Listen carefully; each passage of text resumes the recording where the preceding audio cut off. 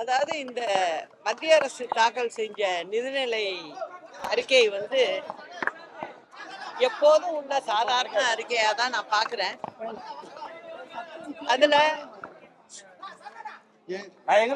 முக்கியமா சொல்லக்கூடியது அப்படிங்கும் போது தமிழ்நாட்டுக்கு வந்து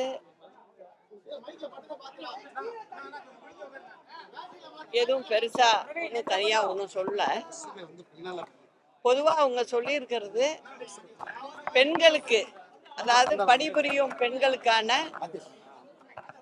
தங்கும் விடுதிகள் நாடு முழுவதும் செய்யப்படும் சொல்லியிருக்காங்க. அது ஏற்கனவே நம்ம தமிழ்நாட்டை பொறுத்த வரைக்கும் 2013 ஆண்டு அம்மாவுடைய ஆட்சியில் வேலை செய்யும் பெண்களுக்காக அதிக இடங்களில் தங்கும் விடுதிகள் அம்மா ஏற்கனவே செஞ்சிருக்காங்க. 2013 23 கோடியே 83 லட்சம் ரூபாய் செலவில நிறைய இடங்கள்ல அம்மா செஞ்சிருந்த திட்டம் தான் இது. ஆனா இப்போ மத்திய அரசு இதை சொல்லியிருக்கு, நாடு முழுவதும், அதாவது இந்தியா முழுவதும் இந்த பணியை நாங்க செய்வோம்னு சொல்லியிருக்காங்க. அது வரவேற்கிறது தான். அதே போல பாருங்க, அம்மா கொண்டு வந்த திட்டங்கள் 2-3 அதுல வருது.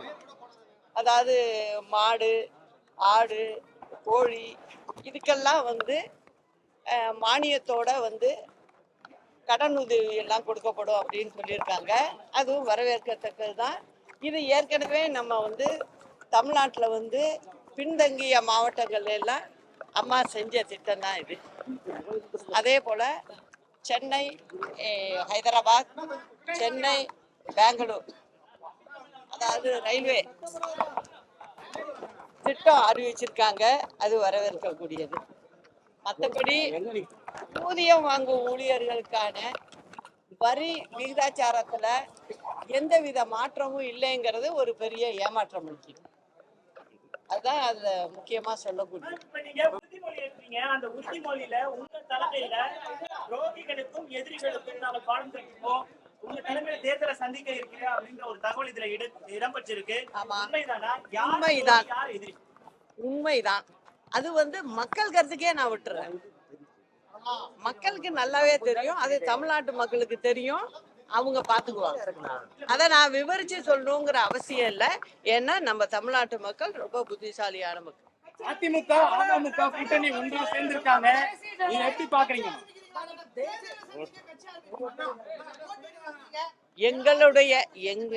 என்னுடைய புரட்சி தலைவர் மற்றும் புரட்சி தலைவி அம்மாவின் தொண்டர்கள் களத்தில் இருப்பார்கள் அப்படிங்கிறத நான் சொல்லிக்கிறேன்.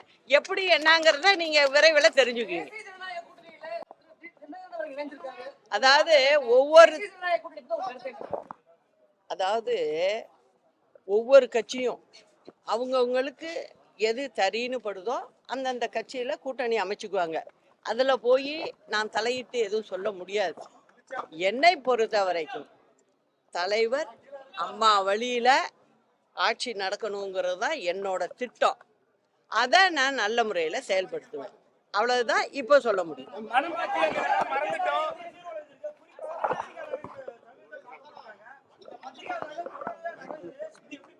அதாவது பத்திரிகையாளர்களை மட்டும் இல்ல, மக்களும் தாக்கப்படுறாங்க. அதுதான் உண்மை. இந்த திமுக ஆட்சியில ஒண்ணு சொல்லிக்கிறேன்.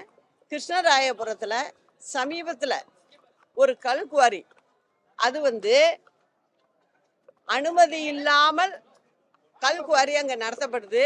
அதுக்கு கிருஷ்ணராயபுரம் தொகுதி எம்எல்ஏ வந்து முக்கிய ஆளா இருக்காரு. அங்கு செய்தி சேகரிக்க சென்ற போட்டோகிராஃபரையும் செய்தியாளரையும் ஒரு 50 அடியாளுகளை வச்சு, ரவுடிகளை வச்சு, அந்த 2 பேரையும் தூக்கிட்டு போய் தனிமையான இடத்துல வச்சு அடிச்சு துன்புறுத்தி இருக்காங்க.